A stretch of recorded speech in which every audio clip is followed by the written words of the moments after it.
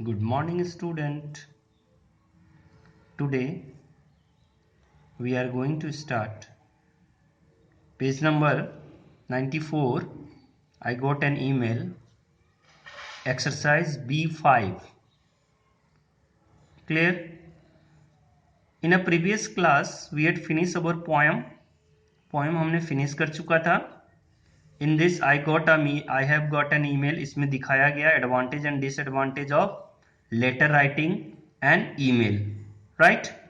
And we had solved also the summary in B4. B4 में देखेंगे बेटा summary भी हमने solve कर चुका था.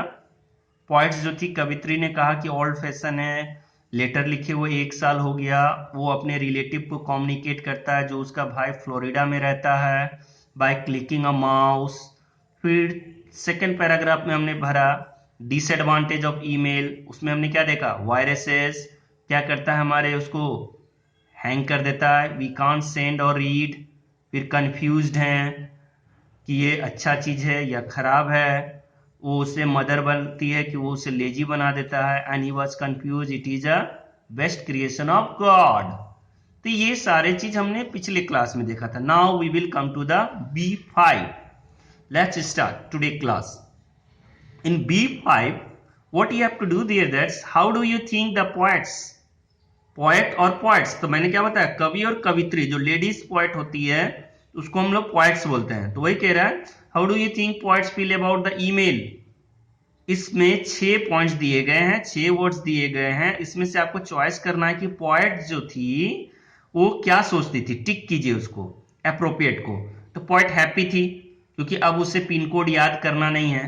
पॉइंट में हमें ये पॉइंट्स मिला है ना, ईमेल के थ्रू वो कनेक्ट हो जाता है. वो कंफ्यूज्ड भी है कि मेल है या फीमेल है. It is the good creation of God. अब एंग्री कौन है, पापा एंग्री है, पोएट्स तो एंग्री नहीं है. तो वही कह रहा है, एंग्री को टिक नहीं करेंगे. मम्मी भी कहते हैं लेजी बना देगा, ये कर देगा, वो कर देगा, पेरेंट्स कहते हैं, मगर पोएट्स नहीं बोलते हैं. उसके बाद केयरलेस, इसके बारे में भी पापा बोलते हैं माउस पोटैटो बना देगा इसको. तो ये वर्ड्स भी आपने, वरीड चिंतित है, क्योंकि जब क्या होता है काउंटलेस नंबर ऑफ क्या हो जाते हैं, ईमेल आ जाते हैं, तो उसको छांटने में वो क्या होता है, वरीड हो जाता है. तो 3 वर्ड को आप सपोर्ट करोगे, हैप्पी, कंफ्यूज्ड, वरीड. और एंग्री, लेजी, केयरलेस ये सारे पेरेंट्स बोल रहे हैं. Am I clear. तो ये डीमेरिट, डिसएडवांटेज है उसका. चलिए अब आते हैं हम लोग B6 में. तो B6 में क्या करना है बेटा, सारे डिसएडवांटेज डालना है ईमेल का. तो हमने सेकंड पैराग्राफ में देखा ही अभी. तो given below are incomplete list of disadvantage related to the email, complete the list. तो पहला ही लाइन हमने देखा था पोएम में, wrong address can get you the wrong kind of questions. Means गलत एड्रेस पे अगर ईमेल चले जाए तो लाइफ स्पॉइल हो सकता है. मान लीजिए कि किसी का एग्जाम में फेल हो गया, कोई मोहन नाम का लड़का फेल हो गया, मैसेज चले गया सोहन के पास बिना ईमेल और इसके कि हाँ यू आर फेल.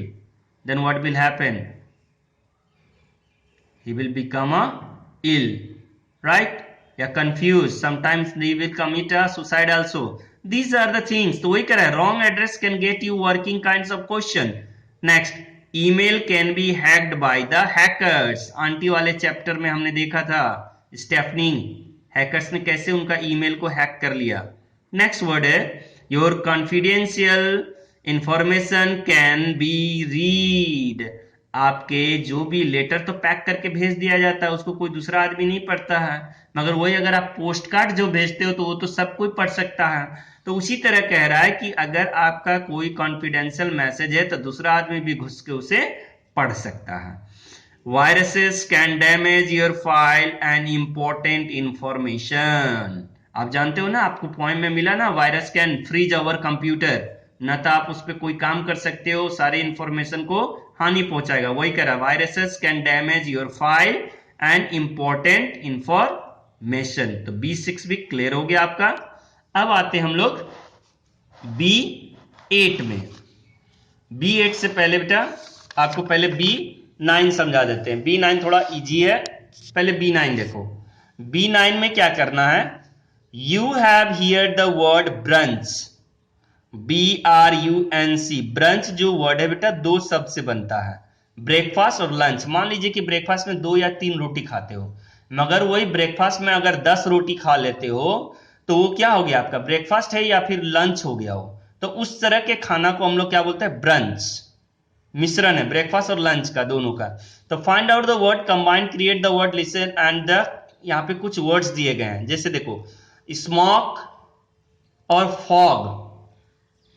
स्मोक का मतलब धुआं होता है, फॉग का मतलब धुंध होता है ना, कुहासा, अभी ठंड के मौसम में लगे हो। तो ये दोनों के वर्ड के मिश्रण से एक नया वर्ड क्रिएट होता है, that is known as smog.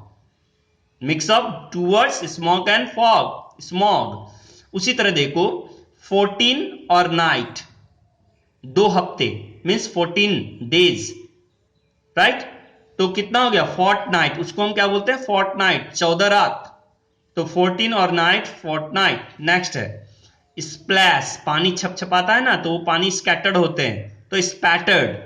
देखते होगे बेटा, घर में जब आटा सानते हैं, पकौड़ा बनाते हैं या फिर पुआ बनाते हैं तो उसका घोल बनाते हैं, तो उसको क्या कहते हैं, स्पैटर्ड।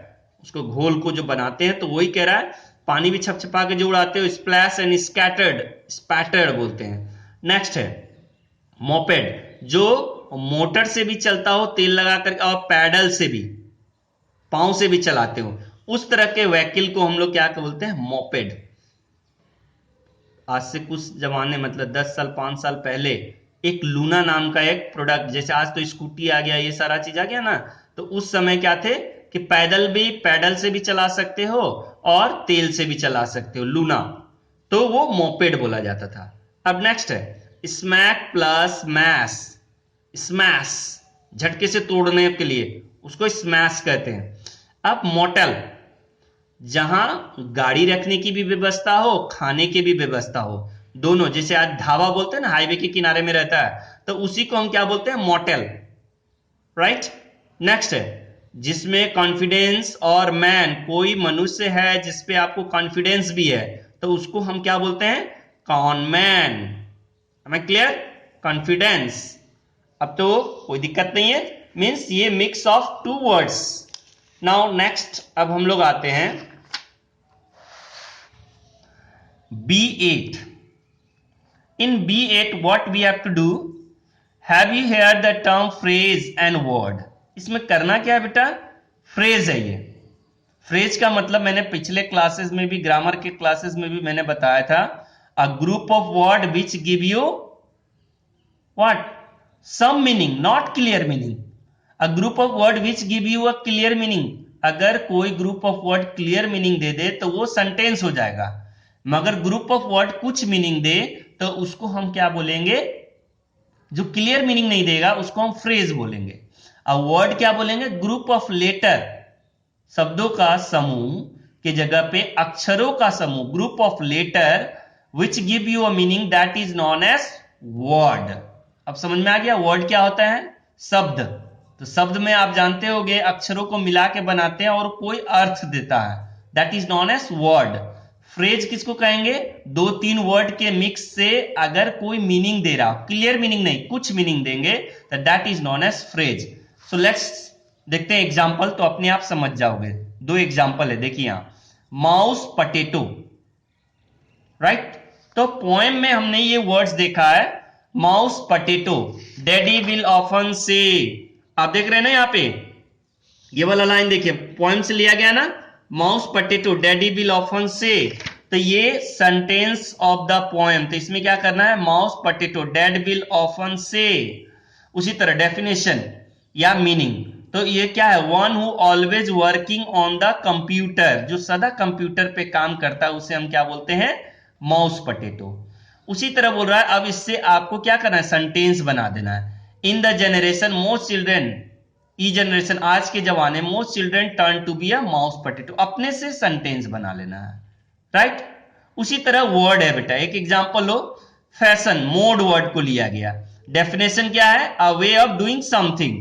फैशन आउट ऑफ मोड का मतलब है वे ऑफ डूइंग समथिंग।